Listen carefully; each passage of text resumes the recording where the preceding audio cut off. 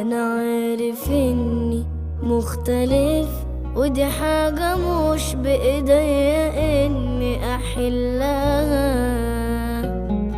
أنا نفسي بس أشوف وأحس في عيونكن أسرار تحلها. قالوا الجمال في الروح عشان هي اللي باقية مهما هتعدي السنين. قلت الكمال إنك تشوف نفسك جميلة بأي شكل،